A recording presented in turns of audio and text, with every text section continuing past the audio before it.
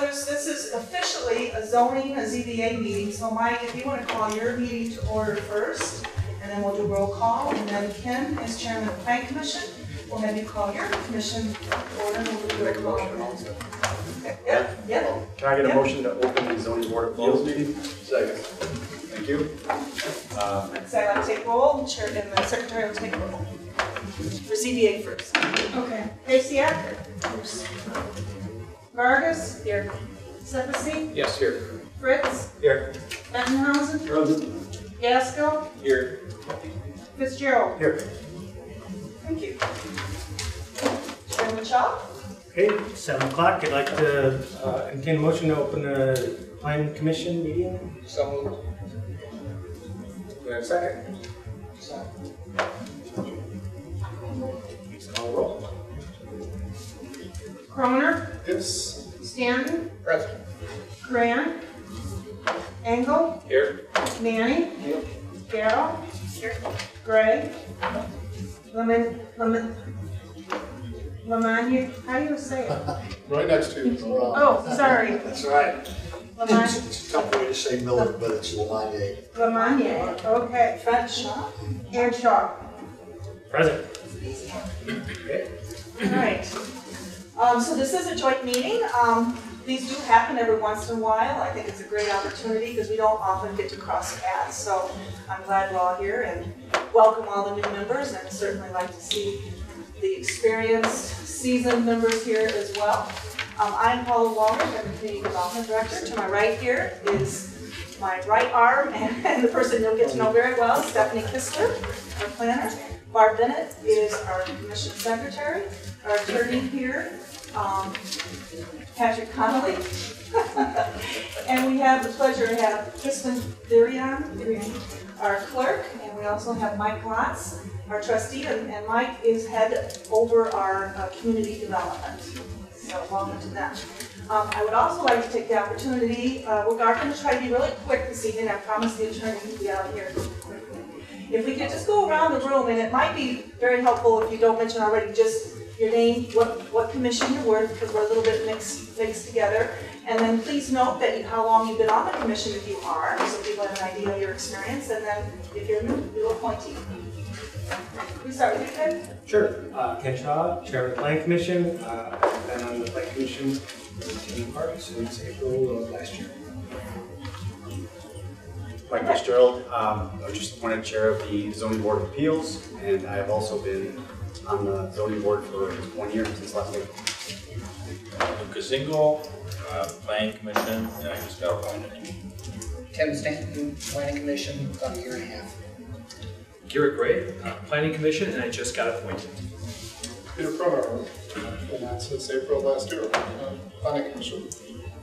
James Gaskill, I've been on the board for about 10 minutes.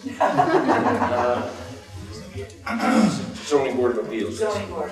Steve Sepisi, this is year 3 starting, and it's ZBA. And how long have you been on? This is year 3 starting. Okay, our senior member. Right. Planning Commission, just out of winter.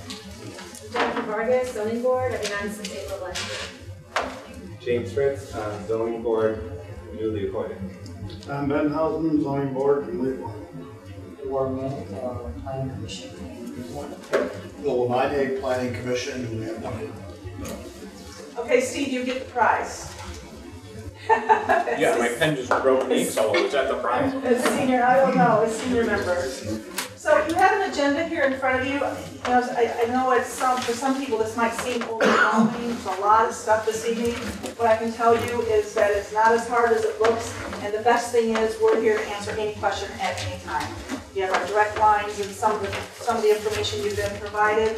We're always here. That's our job, is to serve you, and our job is to make you guys look good. So that if you have any questions, sometimes I know it can be quite intimidating to sit at the dais and to have whether just 2 people in the audience or 300 in the audience. And you know that can happen. We're certainly there to help support you and give you all the information so you can feel comfortable in appearing before the public. Okay? I want to start, unless Patrick, you have another comment, I just was going to go right down the line. So Open Meetings Act is our first item. You have information, Barb, what does it look like to them in their pamphlets? You have some things to, In the notebook, it will be in the second tab that you need in your notebook, and you'll have to go online to complete this. This is a requirement. And you actually get a little test, which there's no way to flunk, because every time you get an answer wrong, you get directed back to what the real answer is. The critical aspect of this is obvious if you haven't heard about it. It's all about transparency. You know, the days of meeting over a beer and trying to figure out how you're going to vote is no longer happening in our current government. Our idea is to be as transparent as possible and to have open dialogue. We videotape all of our meetings. And so I'm going to leave the logistics of that to our attorney. You can always speak to staff at any time, but it's the dialogue amongst yourselves that you need to be concerned about. Sure, yeah, so again, everybody, I'm Pat Connolly. I'm one of the village attorneys. I'm from the law firm of Peterson, Johnson, and Murray. If any of you watch the village board meetings or any other meetings, you may have seen my mug on TV more than I care for, especially in HD, but that's what we have here. So I guess that's a good place to start with the, as you see it here on your agenda, OMA. You're going to hear that phrase tossed around a little bit. The OMA is short for the Illinois Open Meetings Act, and that's a pretty good name for what the act means. It means every meeting had by the village, from the village board, all the way down to all of our committees and commission, have to be just that, open. So what triggers the OMA? Under the law, the OMA is triggered anytime a majority of a quorum gets together and talks about ZBA business or Plan Commission business for your guys' purposes. So what does that mean? So 7 members on the ZBA. What's a quorum then? Obviously quorum is just a fancy legal word for majority. So for you guys to do any business, ZBA, on the nights you're scheduled to meet, you need at least 4 people there. Right? So if for some everybody's out of town, you get 3 people, show up to the meeting, pack it up and go home because you can't have a meeting. So that's how you start a regular meeting. Where does the OMA get a little tricky? Kind of as Paul was mentioning, it gets a little tricky when you're talking amongst yourselves. So it's not a full majority that triggers the OMA. It is a majority of the quorum. So again, real fancy word for 3 people. That's going to go for both commissions. So the quorum for the plan board is 5. So you need 5. Majority of 5 is 3. So it's 3 whether you have 5 or 7. So what does that mean? If 3 of you planning commissioners go out and have a beer and start talking about, you know, the next upcoming item you have, technically we're in violation of the act. So you kind of have to stay around. That doesn't mean 3, 4, 5 of you can't get together, you know, and plan Chairman Shaw's next birthday party because he's done such a great job. As long as it's not for village business, doesn't mean he can't meet, doesn't mean he can't socialize, doesn't mean he can't go to the same events. It's just you have to avoid talking about village business.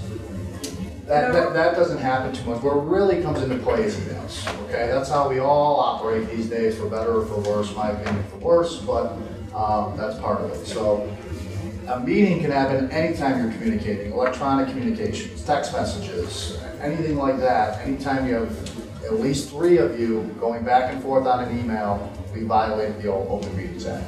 You're going to get emails from the village about scheduling, changing times, you know, things you're going to need to know, and you're all going to be copied on those.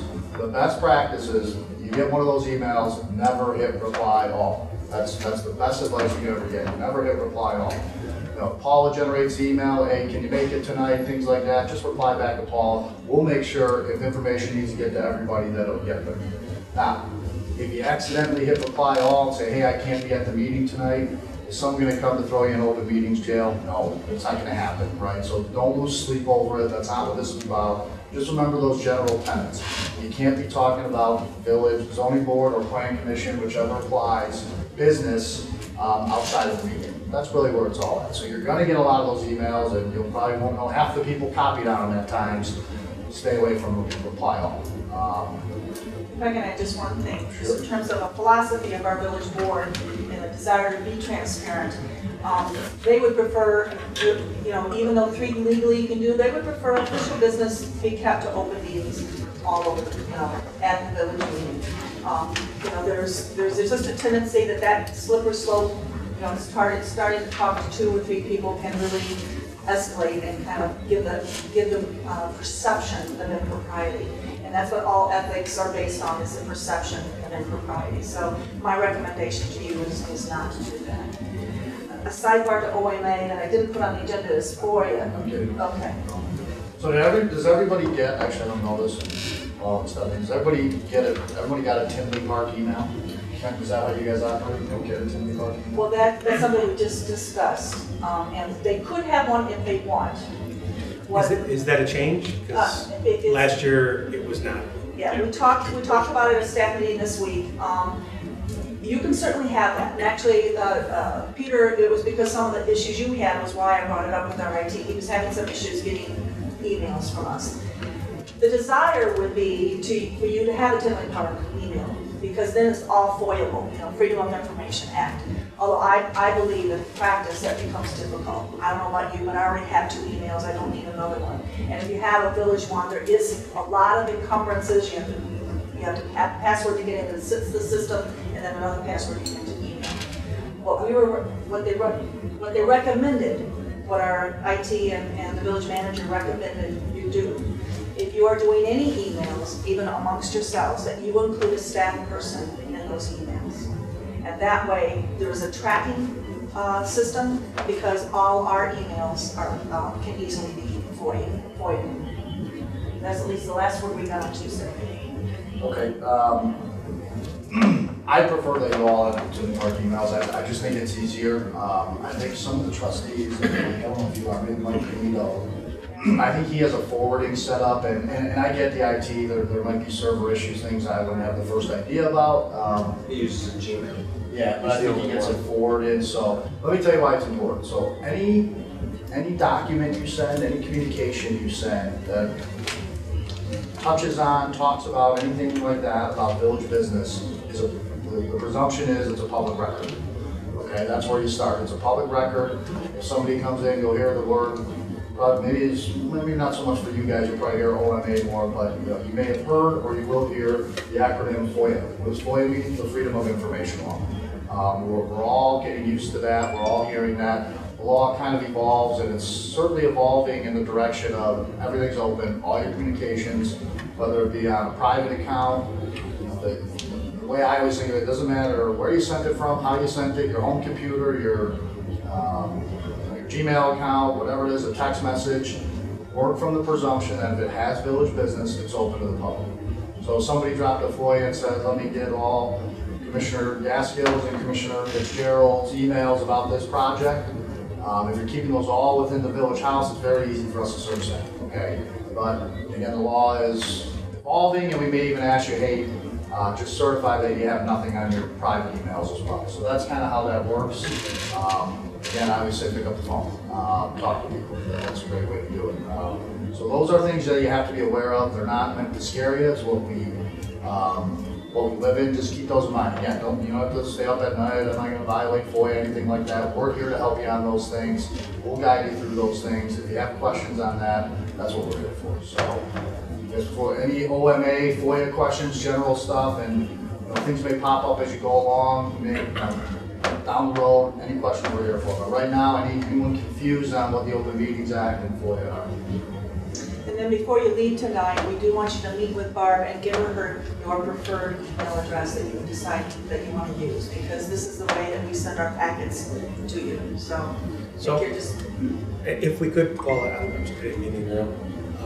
If we could get a final determination about whether or not the village is going to issue Tinley Park email addresses, that would be my preference. Then that's what anybody can have it. There was an issue that the IT department had questions on how many that they're going to issue, and there was a half an hour discussion on this just this past Tuesday, and the final word that was directed to me is that it's your decision, and I certainly understand and I agree with him. And the way that we discussed it is that as long as you include a staff person in these emails, if you're coming from a private account, then there's a tracking of that email with the staff. So, there is, I believe if they use their private accounts, then they're gonna be subject to possibly having personal accounts being Yeah, searched. so just to, again, for me personally, I would prefer to do that. But I recognize for anyone else that is not interested in that, last year when I asked to get one, I was told we're not gonna do that, licensing issues, etc., which is fine. I opened up a complete separate and distinct Gmail account that I use exclusively for village business. I don't use any of my personal accounts for village business. That way, should anything ever come up, I can easily say, here's everything, and anything and everything that's in there relates to the village. Nothing in my personal email relates to the village. I can say that. I'd like to tell you it's easy to work through the ET issues, IT issues, but, you know, I will certainly get you a Tinley Park email account if that is what you wish. For the new people on that form I gave you, if you want to write on there, and I'll get you an email address if you want it. My only question about this is I have 2 personal email accounts. Actually, I have 3, but I'm trying to get rid of one now. And I religiously go in and delete emails. If something was to come to light where they wanted to see my email contact with the village, once a week it's gone. So maybe I would need a village email account so I could just store those. Because I dump everything. I mean, I'm not particular about it. I just pull the trace. And I don't want to be on the news or on Facebook as his emails are on. I don't need that. I need that kind of drama in my life. Yeah, so we'll go back and talk to the administration about it. You know, I think it makes sense, and again, I don't want to speak for the IT folks. I don't know anything about IT and how that works, but it makes sense from a good point of view. And this is not on the agenda too, but it should be here. And before I get that, I kind of jumped in pretty quickly here. I did want to say to all of you, first of all, congratulations. Before we get into all this scary OMA and FOIA and ethics and all this stuff, I can say my personal opinion, I have a very soft spot in my heart for zoning board. That's where I started. Fresh out of law school, I got sent to some zoning board, and I was blown away by the amount of work that the residents put in. The zoning board members that I had, I remember the first meeting, the first item that was up, they'd all gone out to visit it, they'd all read the packets, and I'm sitting there thinking, they don't get paid for this, and they're doing this, and so yeah, right. So I think it's a crucial role in village government that you guys are doing, and you should be commended for it. It's a good thing. I kind of fell in love with government law, doing these kinds of boards, because you get a chance to help people, and you're going to touch a lot of people's lives and your neighbors' lives, and you're going to have a say in how this community develops over the next few years. And you should be commended for it. And there's going to be some tough times, but I think you speak to some of your veteran members here. I think you have very good veteran members here. I would lean on them. You have very good members here, and I think they take a lot out of it, and knowing that they're doing a good job. So before we get into all the scary stuff, congratulations. It's putting your name in there. You should be commended for it. So I did want to say that. And that will segue me into ethics, another very fun topic, and we introduced the clerk here a moment ago. The clerk is kind of the keeper of the ethics records here in the village. You have a wonderful clerk. She's very accessible.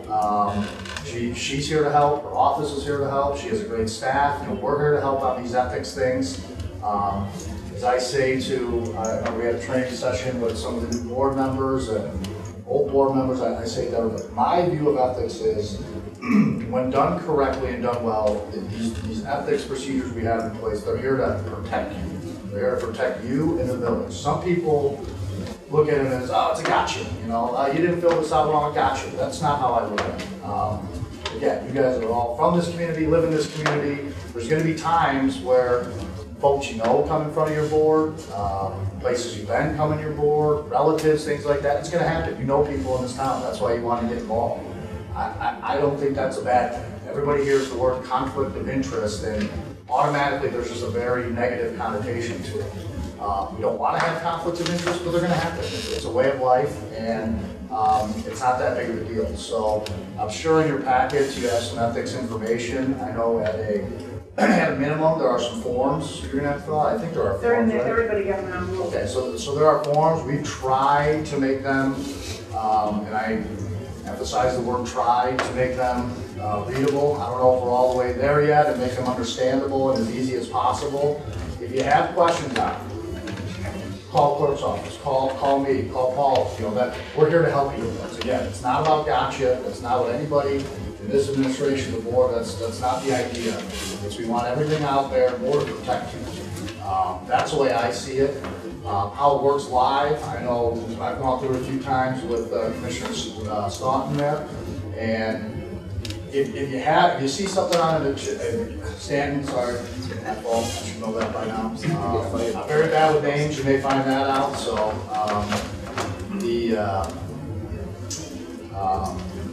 the way it works kind of live, if you see something coming up on an agenda on one of your boards, or you know something's coming up, hey, you know, my wife works there, my husband works there, my son works there.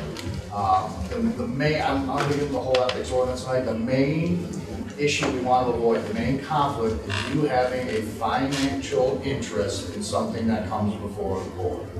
So my husband owns Joe's Drive-In, okay? Joe's Drive-In's coming in for a sign variation. Alarm bells should be ringing, okay? And so anytime it gets close, I can tell you, 9 out of 10 calls I get, when somebody says, I think I might have a conflict here, you know, I'll look at what the actual law says, and again, it's not the most, you know, ethics laws are unfortunately not the clearest of laws, but call me. I'll usually look at the situation, and I'll usually look say, you know what, you don't have a black and white letter law conflict here, but it's probably better off for you, for a village, for everybody, just disclose it and stay out of this one. So again, that's not a gotcha thing. If you see something on an agenda, call Paula, email me, call me, let us know. We'll direct those to the clerk's office. We'll let her know about the conflict. And then the main thing is, it doesn't mean you're, everyone there's conflict, it doesn't mean you're a bad person, it means you know a lot of people in town. That's what it means, that's the way I look at it. And just because you know somebody doesn't mean there's a conflict, but it's that financial interest, and the way it's done at the board level is when you get up there at the meeting and the item's called, if you're at that meeting, you disclose it, that's all. One of your chairmen will call the item, you say, Mr. Chairman, grab his attention, and you just simply say, Mr. Chairman, my husband owns this company, I talked to the village attorney, and I'll even write up what you said to make it that easy. I'll write you a quick email, and you just read right off of it. But that's what, they're good laws. We want the public to have faith in you, in this village, in this administration, that we're identifying these conflicts and we're staying out of it. No big deal. Doesn't mean you have to give up your seat. Doesn't mean you have to leave the room. You just disclose it, whatever the conflict is, and you say, I'll be abstaining from any conversation on this, and I won't be voting on it. That's it. So it's kind of a scary topic, and Steve, as you mentioned, I'm sure there's been some articles over the last few years about some ethics things. That's not the way I look at it. I know nobody here is trying to play gotcha with these laws. If you see something and it's close, I can tell you 9 times out of 10, you probably don't even have a real black and white letter law conflict. But I'll say, hey, you know what, just stay on this. Just disclose it, let everybody else handle this one. So, Perception. Yeah. A lot of perception, Yeah, if I may interject, Please do. it's more of a proactive process than a reactive one. And it all feeds into transparency and building trust with the residents. So any ethics questions, without getting too deep in, if you guys get those forms, I think you have to disclose if you have any other property in the village beside your primary residence, things like that. But if you see something on there, I don't know how to fill this out, or if you fill it out and you think of something later, oh my God, I didn't fill that out, that's fine. Call us, let us know, you can supplement it. We're here to help you with those things. It's not about catching people or anything like that. So call us, let us know, ask us any questions you have. Okay. I just want to touch on attendance. Quorum is always important, and we don't want to waste anyone's time. Barb, as a matter of practice, will contact everyone before the meeting to see who's going to be there, but we'd really like to have you be proactive. If you have a business trip or a vacation, please let Barb know so that we know ahead of time what the quorum is going to be. Even if it's last minute, try to do your best in letting us know. There's nothing worse than having your peers come to a meeting and we can't conduct business because the quorum's not there. Contacting staff, I think you gave all that contact information in there. So again, Stephanie and myself are directly accessible to you. You gave our direct lines. Other resources available to you. If any of you haven't been on our website, we're going to go a little bit over the Bibles that you have in front of you, but at any time, all this stuff is easily accessible electronically, and you can get on there and not only the Bible of the zoning ordinance and legacy code, but all the master plans are on there, ordinances as they come up and change, minutes. So let's say you missed a meeting that you want to go back and you want to refresh your memory, what happened. All that stuff's on there. So we can also get it to you, email it to you, but it is a great resource for you to take a look at that. The other one is staff reports, and I just wanted to kind of just help you navigate how we do these things. And if this isn't put in front of you, you'll see this is a project that's long past. I toyed with doing the residences, but I thought it might have been too soon. I was going to look at Pete's make a joke tonight. Pete say, "Too soon, Pete?" Pete would say, "Ah." So here's something that Stephanie and I have been debating, and actually I think that would be the first one. I'm very proud of our staff reports, but as you can see, and I grabbed one of our larger ones, this is a 21-page staff. Now, Stephanie and I feel very proud because we think we give some of the best staff reports around, and Attorney thinks we do too. And because we have had to live through looking at prior staff reports and be finding them slowly lacking, we feel like we're giving a gift to the planners of the future. But we also are here to serve you, and so one of the things, and it doesn't have to be tonight, but I wanted to talk to Ken and Pete, and Tim a little bit.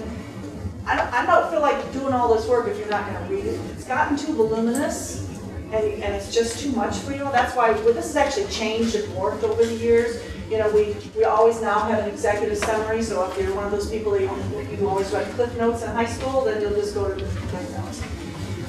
We feel that we can certainly make this smaller. You can go to some communities and on one page. And then the secretary has got a bigger job of capturing everything in minutes. So I'm looking for feedback. This can change over time, but I want to show you right now the way these work. You know, the quick read down the left tells you the critical things. It's going to tell you where the project's located, who's applying, what we're doing that evening, the requested action, you know, which planner wrote the report. And then the executive summary is just that. And we try to identify right up front what the issues are that you're going to be concerned about, that you're going to try to address in your meeting. The ZBA reports are a little bit shorter. I should probably give it one of each. And then, like you can see on this report, they had 26 open items. Our job is to get a project in the most approvable form that we can. That's our job. You know, when someone comes in and they are bringing in a building with a pink roof, and we know from working with you all that you only like blue roofs, then we're going to tell that applicant, you know, I think you should change the roof to blue. And they say, I don't want to do that. They have every right to ignore our recommendation. But if we're doing our jobs, we try to get to know you. We try to get to know the board. We get our directive from Mike in terms of that he really likes green roofs. And so we do our best to try to take the ordinances and the policy direction of you all and the village board and to express that to our developers and try to get them in an approvable shape. But as hard as we try, a lot of times they just are going to stick to their guns and say, I really want to run this up the flagpole and I want to see what the board is going to do. So you will see quickly the issues that we could not resolve. That's right up front. And then as you go through the report, we always give a background, try to tell you what's happening, you know, put it in the context of what's the zoning, what the comprehensive plan says.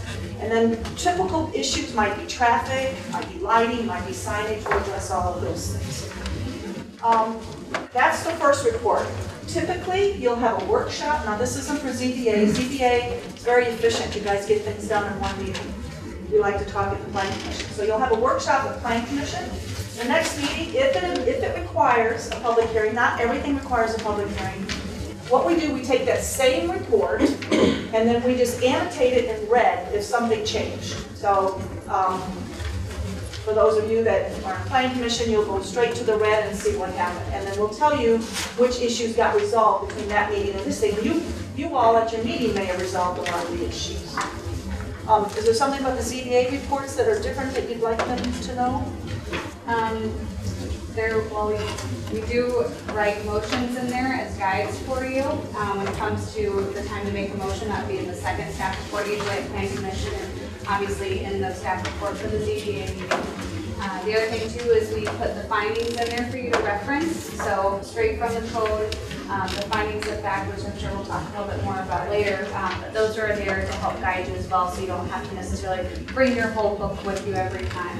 So again, we try and summarize everything for you, and the format's pretty similar from Planning Commission and Zoning Board, so you will see some of the same things in there. And we'll talk a little bit about findings later, but that helps you kind of navigate a report. All of these are archived on the website. So if you have trouble finding them, just let us know. You can go back. Like let's say you get a project on a variance for a fence, you want to know how things have been treated in the past, we can help direct you to prior projects that have to do with fences. Okay? Let me just interject on that to the new commissioners. I know the three of us have used these reports that you guys do, but you guys do a fantastic job, and you really truly do, at giving us the information. What this is really good for is when you get this that Friday or Saturday, if you get it mailed to you, you get a chance before that Thursday meeting to go out to the site and go through this yourself. And to me, that's been a really great help in trying to identify, okay, now here's what we're talking about, here's what we're looking at. So just from my own perspective, don't change a thing. These really are great. I've seen some of the other ones from in other towns. And you guys do a superb job. You really do. Thank you. And thank you, you actually brought up, I thought I had it down here, but you're right. Just to let you know, all our meetings are on Thursdays. We try to get them out by 5 on Friday. I can't tell you because I hate being here after 5 o'clock on a Friday, but there are many times. We've actually sent out reports on Saturdays when we just couldn't get them done. But we do our best, and we will send you a link. And it's very easy. You just hit the link, and it'll take you right to the individual reports. In addition to this, there's going to be backup information. There's going to be plans and all sorts of things that are on there. And when you get to the meeting, and you sit up in the dais, and I don't know, I never thought about this, but we can walk you over there at the end of this meeting, kind of help you feel a little familiar with the place. But you'll have a screen in front of you, and you'll be able to toggle between this report and the PowerPoint that we or the developer is presenting up above you. So at any time, you sitting at the dais, you can be following along. You can follow along on paper if you print these out at home, but everything is right there for you to research. Okay. Anything else on staff reports I'm not thinking about? That's it? Okay. All right, let's go on to master plan. I know Ken's favorite subject here. This basic planning 101, and I've worked in communities that are just starting to become a community. If you think about the evolution of governance in a community, the forefathers in this community decided, what does this village want to look like? It's like a plan. It's like a budget you might do at home, and that's what a comprehensive plan is. These are online as well. I didn't author this, so I guess I can criticize it. It was done back in 2000. This definitely needs to be updated. For a built-out community like ours, it's probably not as critical. I've worked in some green site communities that are really growing quickly, and you need to update that every year to try to give yourself a roadmap of what are you going to do with all that agricultural land that surrounds your village. But even though we're a developed and more urban community, we still have questions about how areas need to evolve. And those end up being what I would call sub-area plans. And you've heard a lot about the downtown and some specific plans that have looked at how that should develop. And there's been a lot of talk, a lot of controversy around that. But right now, this is online. You're welcome to look at it. Not a lot in there, I would say. There is a map. Every comprehensive plan kind of gives you a map that tells you how things should be developed. And it's color-coded between the different uses. They said, this is industrial, this is residential, and so forth. We will always refer this to you. I can't tell you that it's made huge differences in what we're recommending on particular things. We don't do a lot of rezoning or what's called map amendments in town because all that stuff has been pretty much decided on and development has happened.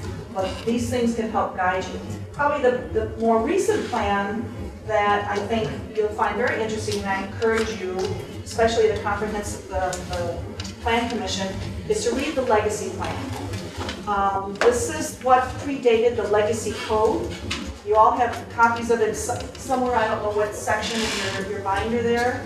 It was done in 2009, and I was not part of it. This preceded Stephanie as well. But I can tell you, I know the planner that put this together, and I hold her in high regard. I think there was a lot of good thought in here. I can't say necessarily all the good thoughts that happened here got into the actual code.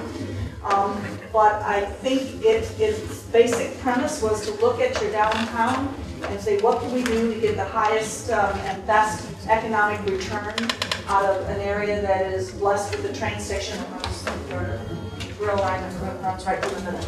So it's difficult to read this in one sitting, and it's just like your zoning ordinances. These are very difficult. In all the years I've been doing planning, I would never sit down and just read these zoning ordinances. You learn it as you use it, and that's the best way to get to know it. But I'm going to help you navigate a little bit about how these are structured. But this plan, I really do encourage you to read, so you get a sense of why we are doing what we are doing. The other master plans we have a transportation plan. And we haven't given you copies of this, but this basically probably what I find the most interesting is the bike trail plan in here, but it does identify our road system and establishes a classification from our trails to collectors and residential streets. It does set some priorities for bike trails as well as infrastructure planning. So that's a good one.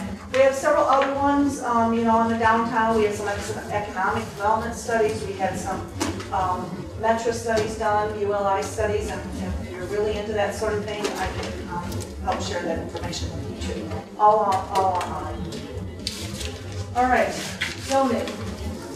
I'm so sorry. The only thing I kind of want to tell you about zoning, the zoning map over here, I always like to look impressive and tell you that I put the big one up because I couldn't see that small one. There's a basic principle behind zoning, and that's Euclidean zoning, and all that means is a demarcation or separation of uses so that an asphalt mixing plant doesn't get built right next door to you in your home. So this is nationwide, actually worldwide, where we start to look at a separation of uses. Some of this has melded over the years. You've heard words like TODs and mixed uses, where that has become kind of a new trend where we look, especially around transit stations, that we want to mix some of these uses up. Because if you look back historically, putting commercial next to residential, that was a big no-no. You would have residential sort of transition until they got to commercial, so you had very low density, and you'd go up to high density residential until you eventually got to the commercial. You always wanted to have a certain separation between industrial and residential, and same with the commercial. But this is our map as it stands right now. Online, all the zoning districts are established on here. By statute, we have to adopt an official map every year, and we do that in March. We have a great GIS system, again. All this is online, and I really encourage you to use our GIS system, and if you have any questions about it, I would say ask Stephanie instead of ask me. She's much better at this than I am. But you can come down onto this on our GIS system, identify your home, for example, find that particular piece of property, identify what the zoning is, and so that you can have that reference back to the zoning map. In addition to just districts, which I want to explain to you, is there are districts, and if you just want to open up your book just so I can help you navigate this just a little bit. If you look at section 5 of the zoning ordinance, you start setting it, is that you'll see a quick description of our districts. And right off the bat, on page 1, you see residential districts. And you'll see that we have districts R1, R2, R3, R4. Those all represent the single-family residential districts. R5, R6, R7 all represent low, medium to high density districts. Then you go into your business and your industrial districts. The table that you probably will use the most in section 5 begins on page 3. And what you begin to see there is different uses that can happen in town, and then you just work your way across the table and you'll see what districts those are allowed in. Everybody find that? I see people looking. Section 5, got it? What I think is important for you to understand, within these districts, to understand that the village is all divided up into districts, but the uses, there's different kind of uses. There's a permitted use, and that is just what it sounds like. If it's a permitted use, it can happen in that district. It doesn't take any extra review besides the site plan review. They have the right to do that. So in a residential districts, for example, in R2, they have a right to have a single-family detached home there. They do not have a right to put a McDonald's there, okay? A special use is a use that can happen there, but it's going to take some extra review. And it just means to us, you know, we think we need to look at this use a little bit more closely. A daycare center is a great example. You know, yeah, we'll allow a daycare center in a residential district, but we think there are some impacts that we don't want to have negatively impact the rest of the community because it has traffic, it has screaming kids, you know, things like that. But so anything that might produce odors, might have a traffic impact, might have excessive lighting, the ordinance has put those in under S. And those are going to take a special review, and we'll talk about that in a minute. These tables also will identify anything that's a prohibited use, and that's shown as an X. In addition to the zoning ordinance, section 12 of our zoning ordinance is actually the legacy district, legacy code. It's all the way back into section 12. And just like I mentioned a minute ago, we have the legacy plan. Well, that legacy plan resulted in this legacy code. And we've all heard a lot of things about the legacy code. And you'll never just sit and read through this. We haven't even read it all, I don't think. Stephanie nor I didn't write this either. But we have used it and we've learned a lot as we have used it, and we can help you navigate it. It's set up entirely different than the zoning ordinance. So all the things I just told you about our zoning ordinance are handled differently in the legacy district. And planning commissioners, one of the first projects you'll have next Thursday is something that's in the legacy district. So you're going to be introduced to it pretty quickly. But you will see the way this is set up, that the legacy district has a series, all working its way down Oak Park Avenue, has a series of different categories or districts to it. Each one of those districts have different rules. And so I think as confusing as this may look the first time you look through it, our staff report will help you navigate it, and we'll certainly explain it as well as we can at the meeting so that you understand it. All right. That tells you where it is. One last thing. On your zoning, let me go back to that zoning ordinance that looks so big.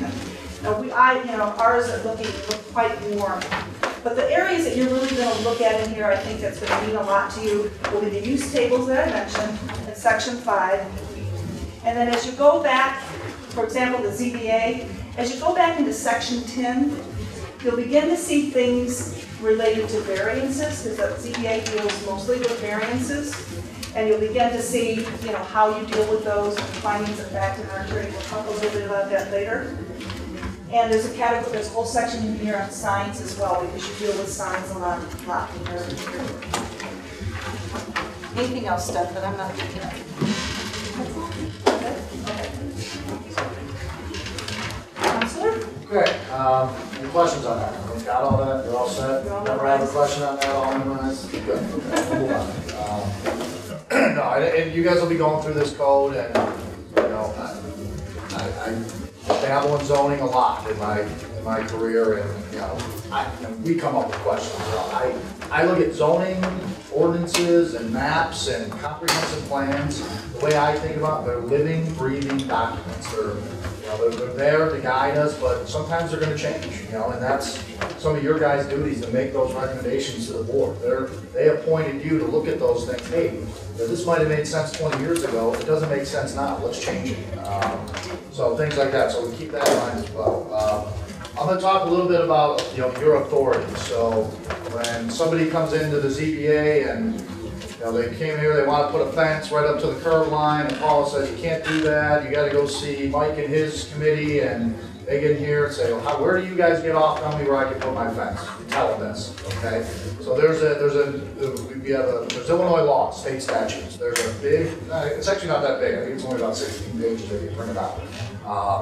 To the Illinois Municipal Code, section 1113.1. I don't know if you guys have those printed out. If you ever want to print them out, it's probably a good idea. I can help you with that. But that's where we all start with. That's where this town gets their authority to do any of this stuff. Slice up the town into districts, any of that stuff. That's where you get your authority to look at variations, special uses like that. There's some key provisions in there that I think are a good place to start on. What is zoning all about? What is zoning and what isn't zoning? So I'm going to read to you a couple things straight from the Illinois law that talks about, why did the state legislature give municipalities zoning? One of the things that to ensure that there's adequate light, pure air, and safety from fire and other dangers may be secured. To ensure taxable value of land and buildings throughout the municipality may be conserved. Congestion in the public streets may be lessened or avoided.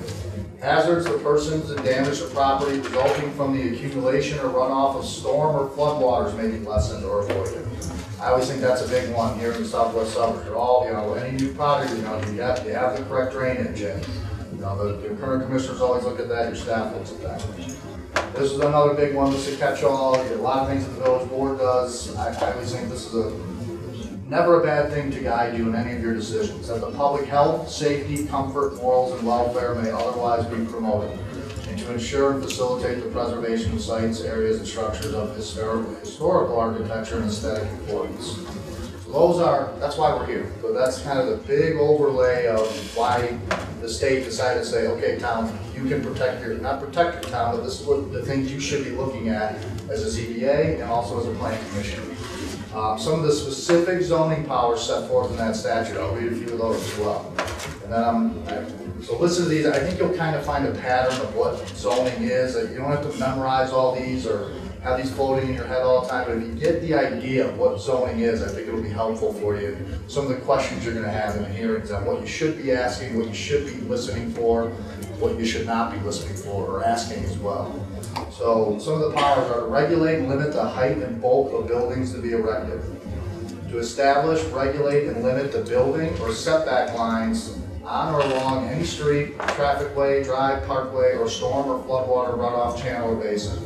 To regulate and limit the intensity of the use of lot areas, to regulate and determine the area of open spaces with and around such buildings, to classify, regulate, and restrict the location of trades and industries and the location of buildings designed for specified industrial, business, residential, and other uses. That's all that matters. So what we do there, we say you can go here, you can't go here unless you get special approval. This is where we have the authority to do that.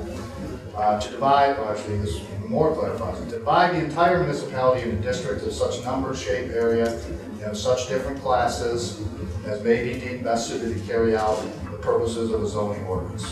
So as you can see, we have broad zoning authority here. It's not unlimited. There are limits to what we can do. But if you hear in those, we're talking about building bulk, setbacks, line, stormwater runoff, where buildings are located, things like that. What you shouldn't have heard in there, and what you don't want to be focusing on is, how much is this going to cost? Who's the developer? What kind of folks are going to be living there? Things like that. Those should be off limits for you guys. It makes sense. That's what zoning's about. Some of those other things and financial deals and things like that, the village board takes care of those. The village board appoints you to look at these things, the light, the density, the setbacks, things like that, and protecting the character of the neighborhood. Those are the types of things that should be guiding your hearings, your questions, and things like that. So again, and you'll see those. There are a lot of you'll hear the words. You're going to hear the word standards a lot. Okay, I say it a lot. Paul says it a lot. Your chairman will say it a lot. Your fellow commissioners will say it a lot. That's if you follow those standards and look at when you're listening to these hearings, those are the things you want them to be proving to you.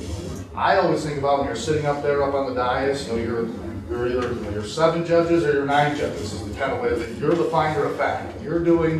Ultimately, you're gonna make a recommendation to the village board. The village board is counting on you, that you went down there, you had a public hearing, you opened it up, you gave due process, the petitioner had their right to present their evidence, anybody who objected had their right. Everybody got a chance to have their piece. You're listening, asking questions to see if the evidence that they gave to you meets those standards. That's really what it's all about.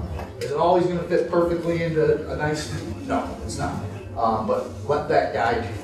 I will say, 9 or 8 out of 10 cases that end up in court with a zoning decision, and it happens. There's mountains of case law and zoning decisions. Sometimes people are going to be unhappy with the decisions you make and the board makes. It's a way of life. It'll happen. Nothing we can do about it. But a lot of times when people say, petitioners that say you may vote down, they're going to say, you know what, I proved my case. Their decision was arbitrary and capricious. That's what they say when they go to court. I made my case. They said no because they didn't like the color of my hair. That's why they said no. Right? So if you stick to those standards and you're asking questions along those standards and you're hearing evidence and you know what, you didn't meet it here, you'll be fine. That bolster argument, no, we weren't arbitrary and capricious, the case wasn't proved. Or on the flip side, if objectors feel that that you shouldn't have granted it, you have to be able to look at them and say they met the standards. They did what the law required them to do. So know these standards. They'll be in all your staff reports. They'll be part of your motions. They'll be part of your findings of fact. That's what the village board's asking you to do, no more, no less. So that we'll talk about. I was just saying, you sort of touched on the areas that we don't want to go into. Just in experience and watching different boards over the years, the one area that I see some commissioners get caught into is getting too far down the road as engineers. We're not engineers with zoning. We have an engineering department. Before a project is ever built, it has to go through engineering review, so you don't need to be concerned about that. Certainly, state law, you can't pour stormwater on another property, but we, as a staff, will take care of that engineering review for you. Well, you're not the building department. That we've had commissioners start to dissect, the construction methods of the building. That's not our responsibility. Certainly the aesthetics of it we get into, but the actual construction types and all that is handled by the building department. We're not economic development, so thinking about the economic return and so forth is not really under our review. That's something that the village board will look at a little bit more closely. And then last, it's enforcement. Whether someone has had a history or not a history of abiding by the village code, that's not really our purview. Our purview, as the councilman here said, is looking at those standards and trying to see that they met them or not. So we'll briefly get into the kind of, for ZBA, your guys' board, you guys get the variations, and your veteran members here will tell you that. So what's the variations? Somebody wants to do something that doesn't quite fit exactly with our code. The law allows people to come in and say, if you enforce this code, it'll be too harsh on me. This wasn't of my doing. Those are the standards you're going to look at. Plan commissioners, you're going to hear a few more types of, or you're going to get a few more different types of zoning relief requests. But the main one, and Pete, Tim, if you get, special use. I mean, that's pretty much the main one you're going to get. And as Paula mentioned, the special use is kind of, well, your code says that I can't go here as of right, but I'm a legal use. I think I fit within the character of this area I'm going. I'm going to tell you why, and I'm going to ask for a recommendation. So how does it all start? As Paul said, I'm not going to get to it. They usually start here. They'll come to the village. Can I go here? Here's what I want to do, and this is what I can do for the town, and here's all the jobs I'm going to bring, and all that stuff. And they provide a plan, and Paul and her staff, they put it in a place that comes to you. Both special uses and variations require a public hearing. So what is that? What's a public hearing? First step is it's going to get noticed. Nothing you guys have to worry about. You don't do the notice. That's on the back of the house here. The village staff does that. They know the notice requirements. Generally speaking, you don't have to concern yourself with 15 feet, 100 feet. They're experts in that. So generally speaking, you're going to notice people within what's the radius? 250 feet of the property. That's who gets noticed. It goes in the newspaper, and that's by law we have to do that. You'll probably see at the beginning of the the beginning of your hearings, the staff will put the notice and the proof that it was published in the paper, within 15 days, no less than 15 days prior to the hearing. So you'll get all that. That goes into the record. That's just kind of housekeeping. Everybody gets noticed. That's And it's a important. courtesy that it isn't a law that we do it, it's a courtesy that the village has instituted, that we let anyone within 250 feet of the subject property gets a letter describing what's gonna happen. Every residence within. Yes, as best we can. I mean, I think we've gone to just saying resident at this point rather than property owner. RC owner resident. Yeah, we used to try to get to the property owner, but the county records are not always accurate, they can be in a trust, so it goes to the property. We do send to the property owners of commercial properties too, so any property, whether it's residential or not. So even like in ZBA terms with fence variances, you send it to their neighbors? Yeah, oh yeah, 250 feet. I didn't know. Oh yeah. So, We've actually been talking about doing a sign as well, we just haven't gotten that far. But some communities put signs on properties, so we've talked about it, we just haven't gotten done yet.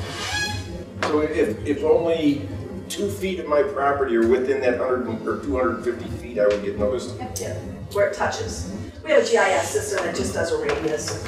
Let me qualify that real quick. So there's gonna be a time, so a resident's gonna come in, or a couple residents saying, I live in there, I didn't get noticed.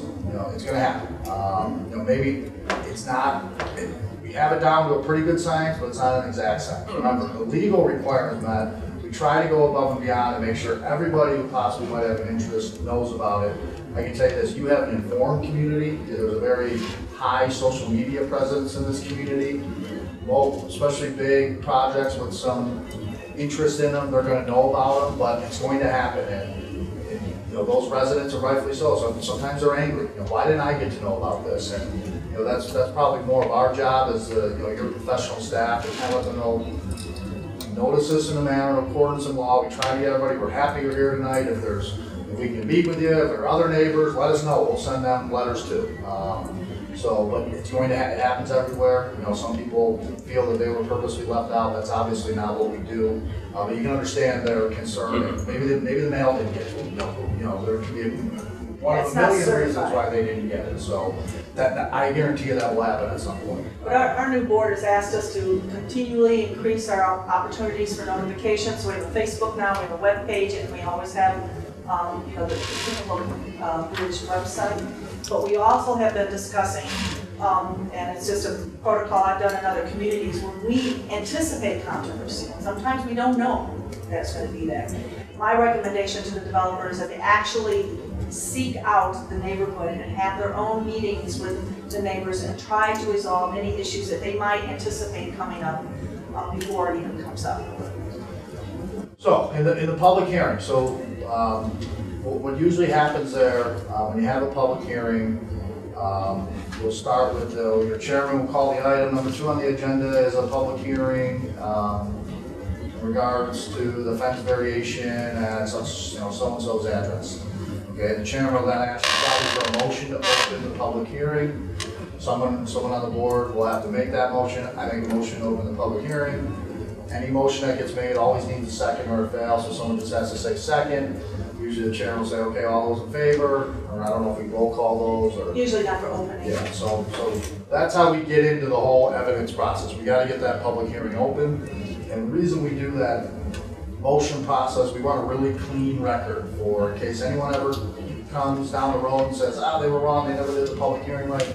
Well, yeah, we have it in the minutes right here and it's on tape. We open the public hearing. There's a motion, there's a second, we're in the public hearing. The folks that speak in a public hearing, under oath. So there's usually, I think, some of the planning commission meetings are bigger crowds, and you'll kind of do one. Anybody who wants to speak tonight, come on up and raise your right hand and swear to tell the truth. I think ZBA, you guys have more, they have smaller crowds. It's usually just the petitioner. Mike would swear them in, but it is under oath. That's it's testimony that you're hearing on these factors, and these petitioners will know. I guess let me say this. Most of the ZBA folks, and Mike and Steve and Jennifer, correct me if I'm wrong, you're not going to get the more sophisticated, big-time developers that come in with the whole legal team and the architects, and most folks know what they're doing. They've been through that. A lot of the folks you're going to see are your neighbors. They're kind of in a whirlwind process here. They're getting forms from the village, and they're not going to know this as well. you have a staff here that is guiding them through it and is kind of working with them on what they need to prove and how they need to prove it. But you know, as I always say, that there's certainly a lot more leeway to somebody who just, you know, a non-legal resident comes up, I just want to put my fence here, you know. And so we recognize that, we try to help them through that. Ultimately, it doesn't change what you need to find, but you want to give them some leeway, right? And not help them, you know. And, you know, but if they don't make the standards, they don't make the standards. But you don't want to do it just because they're not a sophisticated attorney or architect or things like that. So that's usually where it starts. I think I think the staff usually goes first. They'll kind of go through their report. Where they're at with it, the meetings they've had, they'll run through that big, long, lengthy report that Pete and Paul were talking about earlier with you. Usually then the petitioner's on. Petitioner, you know, there you go. You know the standards, prove your case. I need this variation because X, Y, Z. You know, I fit right into the neighborhood. Here's why. You know, they should. You know, a good petitioner will run right down the standards and check them all off. We don't always see that. I wish we would, but that's the way it should be done. Then it kind of goes to the objectors. You know, if there are folks in the crowd who came, who got the notice and say, you know, this is my neighbor, I can't stand him, I don't want him building that fence. You know, he's got a right. He's got a right to be there and object. So, you know, they get to have their say, and then finally when that's done, you as commissioners, that's your time. You've heard this evidence, you should have questions. You're reading along, you have your standards. I didn't really hear him say how he's going to fit into the character of the neighborhood. I might have a few questions on that, you know, and that's fine. And those are the types of questions you should be asking. Are each one of you always going to have 10 questions on every project? No. You know, maybe they hit it out of the park. This is a 1-foot putt. They nailed it. We like it. No. Or maybe just the opposite. They didn't do anything. This doesn't make any sense. They didn't meet any standards. There's no questions I could ask them that'll get them there. We've heard enough. And we also encourage you to call us before the meeting. Sometimes we can make the meetings more efficient. If you just have some quick questions, just call us because maybe we haven't gotten all that information out in our reports. And then, so once all that goes on, you've had your questions, and we seem like we've exhausted kind of the evidence portion of the hearing. The chairman will probably ask for a motion to close the public hearing. That's usually the process now. If we've been at it for 2 hours and you know we need a lot more, you know, you can continue those public hearings too. I won't get into the nitty-gritty there, but you don't want to close that public hearing. You know, while the public hearing's open, you probably want to make a motion to continue it to a date certain. Paul and I have gone back and forth. I like continuing it to the very next meeting for notice purposes, and we go there. But most of the time, 80–90% of the time, you know, you're gonna get everything you need in that one meeting, and you're gonna close the public hearing. What happens then? It's still the ball's in your court as the board. You're free to talk amongst yourselves. If you've exhausted all the questions you have, you don't need to talk amongst yourselves anymore. It's time to make the recommendation if you're ready. And again, and I've seen other ways. Maybe again on the continuing, don't ever feel overwhelmed that I have to make the decision tonight. If you've got 5 hours of evidence and I need to digest this a little bit, that's fine. Continue the hearing. That's what you're there for. But when it's ready and it's done, you close the public hearing. It's motion time. So how do you guys advance things? Everything gets done by motion.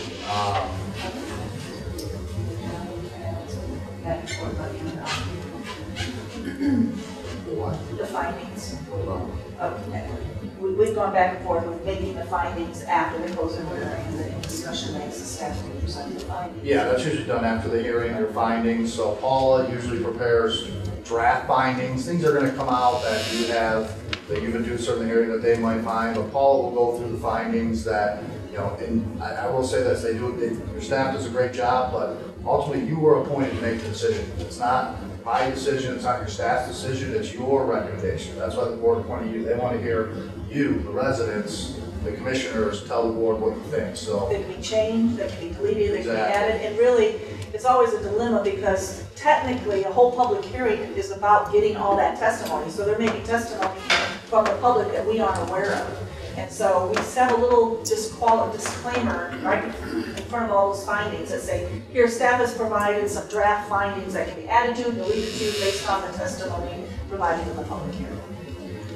So with that, when you get to the motion, usually Paula and Stephanie, they'll in your staff report, they'll give you, if you're ready to recommend it, they'll give you a motion to recommend, here's what you should say if you want to recommend this to the board. It's always in the affirmative most of the time. Sometimes I don't think it should be, but most of the time the motion in here is correct. I will say this, there are some times where, I think you went through it the other night, Pete, where if you're not going to approve something, I like to hear the word, again, we talked about standards, what's your decision based on? I like hearing the buzzwords of, I find that they did not meet the standards, therefore I don't want to recommend this to the board of trustees. So again, we're the attorneys. If that situation, we're unsure on the motion, how to make it, not a big deal. Yeah, especially the first couple of meetings, I'm sure you guys all kind of get to know each other, might be a little clunky at motion time. Happens every board, village board, state legislature on down. It's not a big deal. We'll get through it. If you're confused on what motion to make, ask. We'll help you through that. Don't be intimidated by making a motion. We'll get there. It's not the most formal proceeding in the world. It's what do you guys want to do? And obviously you need a second. If nobody seconds your motion, it's going to fail. So someone has to kind of pipe in and yell second. And then you're going to take a vote. There'll be a roll call with Barb or whoever the secretary is that night. She'll go right down. Commissioner Manning, Commissioner Bettenhausen, and that'll be the yes or no vote time. Don't be afraid. I mean, the reason we do these in the affirmative is there's sort of a protocol. So we aren't going to anticipate how you're going to vote, but the reason we've set a standard, always writing in the affirmative, is that you need to get the motion out there to vote on. So what's awkward sometimes is you can be vehemently against the project and you're going to make a motion, especially if you're following our protocol, and it looks like you're approving it, but you're not. You're just getting the motion on the table, and then there'll be a second. And then the vote is to vote that up or vote it down. The reason why we kind of set a standard of keeping it in affirmative, it just makes it easier for those voting. We just had this happen the other night where it went a little bit different and the trustees were a little bit confused. Now, what am I voting on? So if we get into a routine of always saying, well, it's done in the affirmative, if you don't want it, that's fine. You just say no, at that time. But I know that there's been some, We'll handle that when we get there. I'm telling you, 9%. My point here tonight is, again, there are situations that come up, everyone's a little different, we'll get through them. The point is tonight, that's how you get things, that's how your recommendation goes. It's gotta be a motion. Where does that ultimately turn into? That turns into Paul and I working on an ordinance that incorporates the findings of fact that you guys did down there, presenting to the village board, they vote on it. And that's how something gets approved or disapproved. I think that's all I had. Again, special use variations, The one thing about special uses, I just think is important for people to know. Every community kind of does this differently. In Tinley Park, special uses are not running with the land. So interestingly, you could grant a special use for a daycare center, and if that owner changes, that special use disappears. Differently, a PUD does run covenant with the land. So if a PUD is approved on a piece of property, it is tied to that property. And you make changes to the PUD and so forth down the road, and there's a whole chapter on PUDs in here, but that is covenant with the land. So are variances. And variances too, yes, correct. Once you grant a fence variance, they can have that fence forever and ever. And if I can just say one more thing about the variances, and those standards are here. There are 3 standards that are required by state statute. You have to meet every one of those. And just really quickly is that did you know?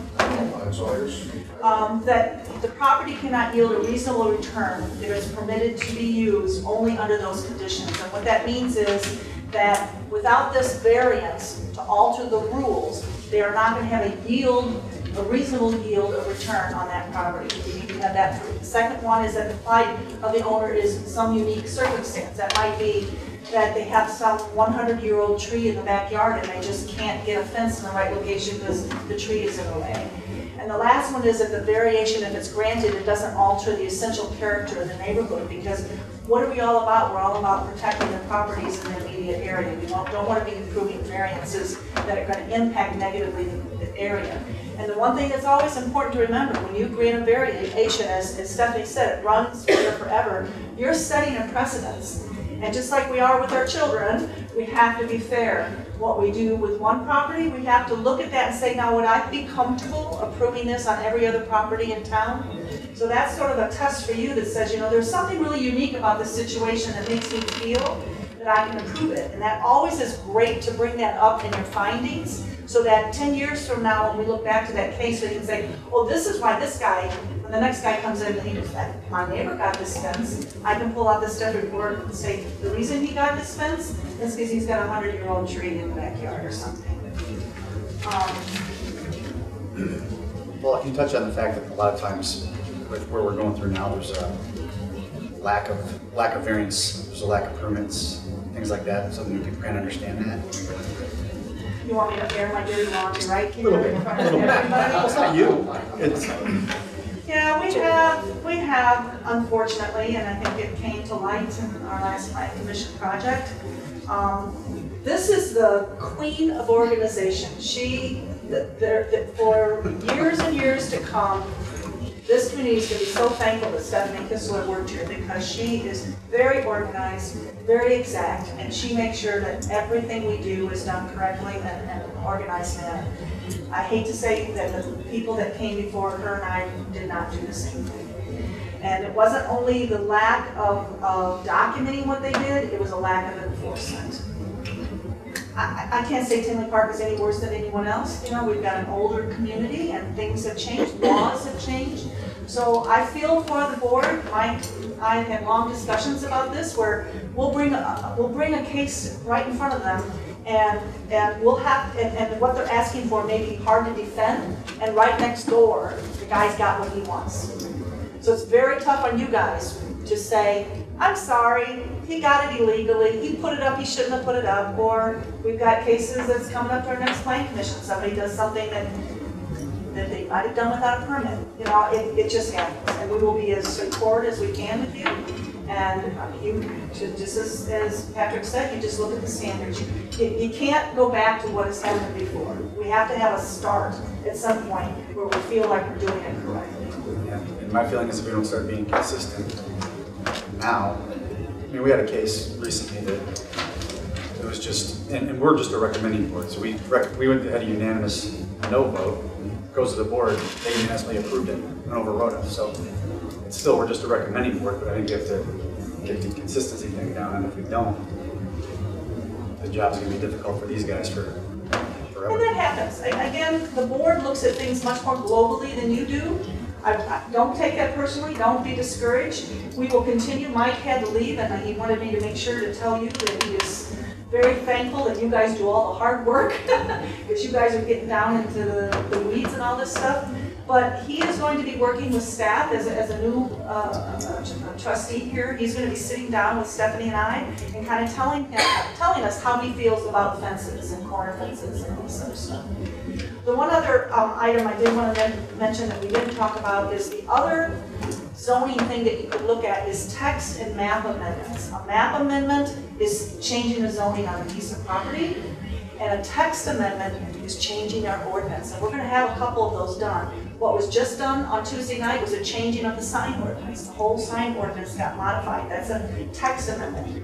Both of those amendments take public hearings as well. Now, differently, we're not sending notices out to any one particular property because, well, in a map amendment it would, because it affects one piece of property. But the text amendment, like the sign ordinance, is pervasive across the community. So all we're doing is doing a public notice. Okay?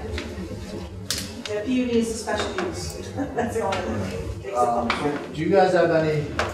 Everyone has all the standards memorized. You'll never veer from them anytime. Okay, good. Let's call it out.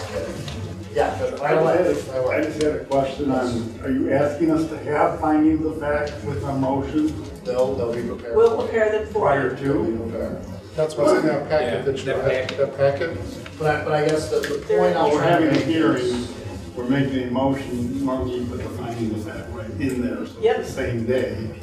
They'll be in there. Now, what I will say again is that's why we want to create the record. Again, if things ever go up to court, let's say you deny something, they're going to say you were arbitrary and capricious. What's the court going to do? They're going to look at the record. They're going to say, was there enough evidence down there for this board to do what they did? Finding of facts are helpful in that. that's why I want to say, again, your staff does a great job. I know Pete said he's seen from other towns. I've represented other towns. I saw these staff reports and I was like, I don't know how you guys get anything else done. I mean, it's really incredible what they give you guys. But you don't.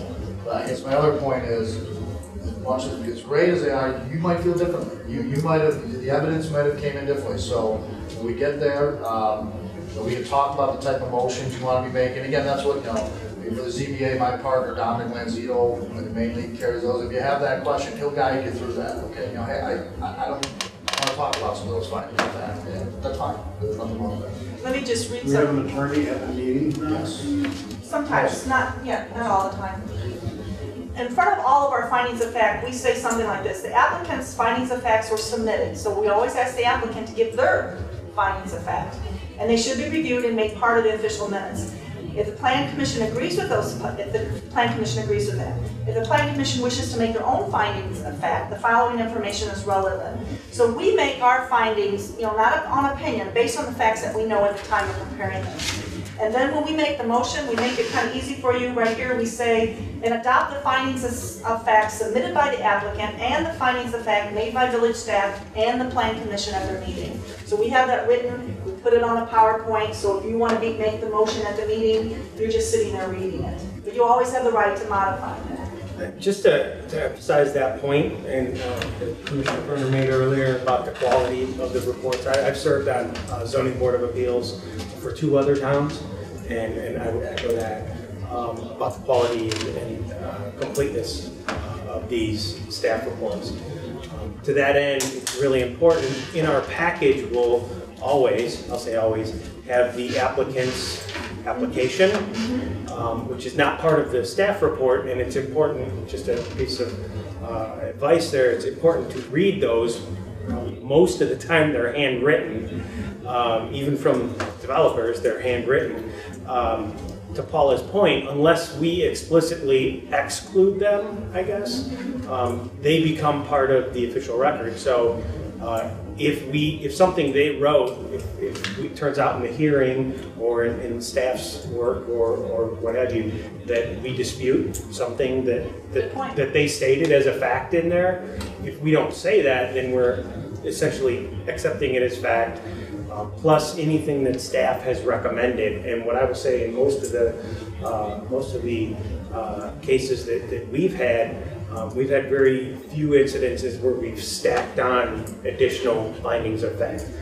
They're pretty thorough, and in almost all cases, the findings of fact that they draft in there are pretty comprehensive and complete. We'll flesh out some minor details here and there, but they're pretty complete. I haven't really found that we're adding pages and pages of findings of fact. Cool. Very good point though about the applicant, because we sometimes forget that, so that's a good point. It's important to read everything that they write. I just wanted to ask, the Illinois state law you were referring to, that was 11-13-1? Yes, I think it's 1 through 1 to, I don't know, it goes through 15 or something, 11, 13, 1. If you want me to email you the whole law, of course I forgot all my business cards today. One of these days I'll actually get them along. Before we leave, I'll give you my email. Again, anything you need, hey Pat, send me this, we're happy to do it. Any other questions on standards? So one other point I want to make, and I think it's important for zoning, the ZBAs and plan commissions, is we just went through a very formal talk here about standards and how you should be questioned, but I'm a firm believer that your boards are, there should be some informality to them too. You should be able to feel free to openly discuss things, don't be afraid to ask a question, am I going to get sued for this, or is this going to be, that's not what this is about, so don't be scared, something comes out, hey, what's going on with that light over there, just anything, there are things that, inherently not, that are off limits, that you shouldn't be asking, but don't let these standards are great, they guide you, they're what you're there to do, but there should be, feel free to talk to each other, don't get so worried about, I have to follow these procedures to a T that, because I think out of those informal discussions, a lot of good things happen, even with the petitioner sometimes, hey, Pete might bring something up, hey, what about security? And then, Ken will piggyback off it, and the petitioner might say, hey, it's a great idea, let's put some cameras up, I mean, those types of things I think are important in both of your boards, so don't lose that, be informal, we are there to follow the law and these standards, and they are extremely important, but, not every question you ask or you think of has to be, okay, does that establishment meet that? Feel free to ask questions, that's what you're there for too. That's excellent. If that makes sense. Excellent statement, especially in the workshops. And we've talked about this before. In some communities, I've asked the commissioners to get off of the dais and come down and do roundtable. It's more difficult now because we're being filmed and everything. But I think some of the best discussions that I've seen at Plan Commission is when you're really getting that dialogue going on amongst yourselves. And it's certainly easier when there's not 300 people in the audience. But I think a lot of great things have come out of those workshops where you're really debating a particular issue. And at ZBA, you guys did a great job running through all the stuff we did on the census statutes and the signs. And that leads me to the last point on this procedure thing. You may have heard or you will hear something about the granting of special use conditions on the special use. Variances too. I think they have provide variances. I remember I discussed that with you. What I always say is the law allows for us to put reasonable conditions upon the granting of the zoning that they're asking for. What's a reasonable condition? I always say if they agree to it, it's reasonable. So that makes a real easy test there. So that a lot of those types of things comes out of that informal. Well, if you guys think about this over here, would you be willing to do that? Yeah, and you'd love to take their word for it, but sometimes developers and they forget about it. So you want to put it, I want to make that a condition, and that can be built into your motion, and that will be built into your motion. And ultimately that ordinance that gets passed by the board, that I write up and Paula corrects all the grammar mistakes and everything like that, those will have those conditions. So when we go back in 10 years and it's not there, well, wait a minute, you were supposed to have this, and we don't have to look at the minutes, it's right here on paper. So I think conditions, what I've seen is oftentimes good, reasonable conditions can take a project that you may not like, you may not feel meet those standards, but if you did X, Y, and Z, we feel a whole lot better about it going in here. So keep those in mind, and that's good too. Now, I'd say again, another 90% thing, a smart developer, a smart petitioner that wants to put something in this town is going to listen to your conditions and say yes, yes, yes, yes, yes. Sometimes they say no, and that's when we may have to discuss it a little further on what's reasonable or not. Obviously, what's not reasonable, pay the village $100,000, some things like that. Let the village board take care of that stuff. But again, it's one of those, you'll know what's not reasonable, right? You know what I mean? So. Well, I think the other test is it has to be specifically and uniquely attributable to the perceived impact of whatever it is that they're asking. So in other words, I remember there was a case in Schaumburg where there was a special use for a gas station. And so what that commission wanted to do is exact some money for a bike trail running down the street.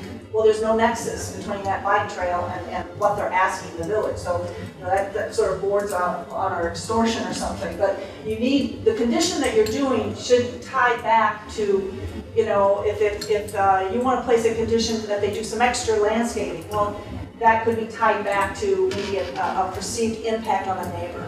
So you wanted to make sure that there was some evergreens there that might block some light or something. And then I always like to hear, are you willing to do that? And I heard that a lot from our last few meetings. Are you willing to do that? And you get a yes, move on to the next one. So those are the types of things that come out of that kind of formal conversation. So with that, that's all I really had on the procedures. Trust me, there'll be things that probably pop up at your first meeting that we didn't cover tonight, and everything's always a little different. Again, it speaks to the informality of the board, but I think the rest of the wrap up here is probably all yours. Well, I just want to, the planning process, just so you know what these people are going through. If anybody, this is under section 4, anybody wants a variance, special use or anything, all these applications are online, but I'll tell you what usually happens. They come in and ask to speak to Stephanie and I. We always have a pre-application conference with them to kind of tell them, oh boy, I'm a little worried about the variance that you're asking for, but they always have the right to go through it. We have entitlement. I think it was right in the beginning of your binder. I just saw Jim had his out. There's a schedule. Can you show them what that looks like? I think it's right in the beginning. Just so you know, you get an idea of what it takes to get something done in our community. There's a schedule you see on there. So they apply by this date, get you an idea of how long it takes. a special use, for example, might take 2.5 to 3 months because of all the public hearing requirements. We have what the infamous whiteboard is in our office, and if some of you want a tour of the council chambers, I'll take you through that. Just for our organization, we keep a whiteboard. You get on the whiteboard when you paid your money and you gave us an application and it's done. So that becomes what we call a real project. I can't tell you how many projects we're dealing right now that aren't even real projects. There are people that might want to come in and say, well, we just want to see what you think about this. So we may have, technically they only should get one free pre-application meeting, but we've met with some people 2 or 3 times to try and get them in shape. And then we have a group called the DRT, the DIRT, we call them the DIRT team. We meet kind of in a room like this, and I have engineering there, I have building there, I have landscape there, police, fire, all of us are there, and we run through not only all the planning projects, but all the building projects. Because I'm in charge of the community development department, and that's building. Let's start economic development, planning, and building. And that's pretty much how it goes. You got Pat Holden, who is our manager. He's out there getting all the businesses coming in town. He's dealing with things when it's still in a raw stage. He gets it to the planners. We deal with entitlement, get it approved, and then it gets constructed in a building. So this is an opportunity that all of us get together and we're tracking all those projects, and it's wonderful. We have them. We've gone to one every 3 weeks because we just don't have enough staff to keep things going. We traditionally do every 2 weeks. We run through every project in town, keep it coordinated, and keep them moving. Responsibility, you touched on some of this, so I think we're kind of good on this. Making of motions, voting, recusal, conflict of interest, and then we never really talked about electronic attendance. It's in our code. I think we might need to talk about that a little bit. I'll make it very simple. If you're out of town, hopefully you can enjoy your vacation. There's enough other commissioners here that you don't have to call in, number one. But some people will say, hey, I'm out in Florida with my family, but I still want to go to the meeting. You can't do it. So, but we do have an allowance for electronic communication, but you have to be out of town. There's a few factors. Number one is you have to be out on business. So it can't be a business or some kind of other emergency. Vacation doesn't work. If you're on vacation, go enjoy yourself. We'll see you when you get back. But if something, I've seen a lot of times this will pop up. If we know, let's say, we know Ken's out of town on business. We're here at the Plan Commission, say we know we're only going to get 4 members that night. We need a 5th member, so we'll maybe try to reach out to Ken, we know he's on business, and say, hey Ken, can you call in and be present for forum purposes? But if any of that ever happens, you're out of town on business or you get an emergency, and you want to participate, call us, we'll walk you through it. But if you're out on vacation, enjoy vacation. Just on that note, from Plan Commission side, all last year, I don't think we had much trouble getting a quorum. We have pretty good attendance. But to piggyback on the concept of recusal, I believe even if someone knows that they're going to abstain or recuse themselves from a particular case, they still count towards a quorum. Absolutely. Even if they just sit there and hold their hand. So that's something to consider. It's helpful. It's helpful. Sometimes it might make the difference. Well, I think that's all. That's it. Mike just asked me to make a comment at the end that he just, he needed to take a run, and I tried to get him inserted in there earlier, but he just wanted to let you know that he really appreciates, and as I mentioned, you guys are doing the heavy lifting on all these projects and kind of down in the weeds and all the details. And he, through us, is listening. He attends most of the meetings, and then he's taking that as our liaison back to the rest of the board. We also have a planning committee, just so you may not be aware of this. We have board committees, and there's representations of 3 trustees on each of those committees. And so we have a community development committee that takes care of building and planning issues, and they meet on the 2nd Tuesday of every month. Yeah, and I'll just close it again, what I said at the beginning. I respect that each of you give them your time. I think it's an amazing thing, and I can't tell you how much, how important your 2 positions are to this community and to your neighbors and how this town's going to be shaped. Again, you've got two great chairmen here, you've got great veteran members, lean on them. You know, oftentimes, I can tell you, I usually sit on Ken's board here, Ken's an unbelievable resource, Pete's an unbelievable, oftentimes they'll know more than me, and so they're excellent resources. Use them, and like I said, those first couple meetings, okay to be nervous. As I said, I'll finish with the last story. That first planning board I went to, I'll never forget.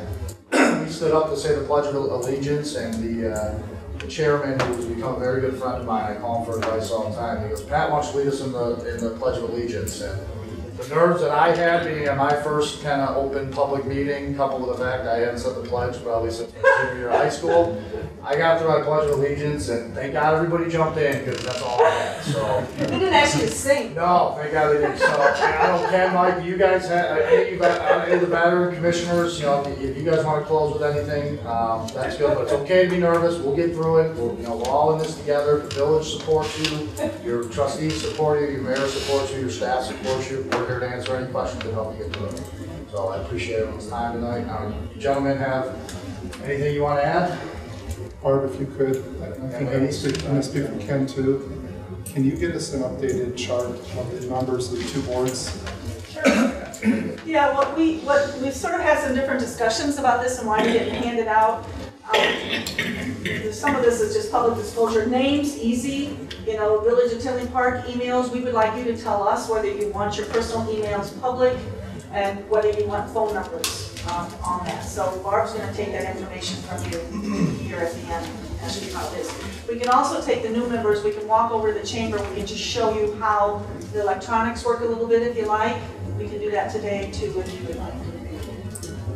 So the only other comment I would make at the Plan Commission's first regular meeting next week, I'll have something more to say, but I would just like to thank Commissioner Croner, Commissioner Stanton for their service and for rejoining us. And I'll have something more to say about the Plan Commissioners who have left us, but I just would like to acknowledge in this meeting what an excellent job they all did. I'm pleased to have served with them. So there's nothing else, and we can practice our first adjournment motions. Go right ahead. So I want to ask one, someone want to go ahead, Jim. Seeing that the meeting is ready to be closed, can I get a motion? Actually, I'm sorry. I almost missed a huge part. I almost got us all thrown in open meetings jail on our first meeting, because I'm attorney. So real quick, I know everyone wants to get out of here. Part of the Open Meetings Act is at every meeting, this one included, we have to allow an opportunity for public comment. So you'll always see at the bottom of your agenda, it'll say opportunity for public comment. A lot of times, so you might think, oh gosh, we just had this 3-hour hearing. Everybody, we were at Andrew High School and all 300 people came up and talked. Well, they had their chance. It's different. So when people are talking in a public hearing, someone might just want to come and tell you what a great job you're doing. They have that authority. The village board has rules on how those public comments happen. It's real quick, essentially anyone can come up and talk, they've got 4 minutes. And that's it. You may get questions at that time, feel free to answer. You don't have to answer. It's their chance to address you as a board. It's every board, every commission, every committee has to do it. Part of the Open Meetings Act, so I'm glad you remembered. Yeah, it's just comment close. though. So obviously there's no one from the public here, so we don't have to deal with that. But you may see that, and I just get that question a lot. Like, hey, we just did a hearing. What do you mean? Everyone had a chance to speak, so they did. But Chairman, sorry to interrupt that. Chris would always just sit there and say to nobody, is there any public comment? Seeing that there is none, can I get a motion to close the Zoning Board of Appeals meeting July 13th, 2017? Can I get a second? Second. Thank you. The meeting is now closed. All those in favor? Aye. Aye. Thank you. Close. Mr. Shaw? So I don't, it's a joint meeting, I don't think we have to ask for public comment a second time. So I would ask for a motion to close the Plan Commission meeting on July 15th, 2017. So move. Do I have a second? Second. Okay, all in favor? Adjourned. You can go home. Congratulations.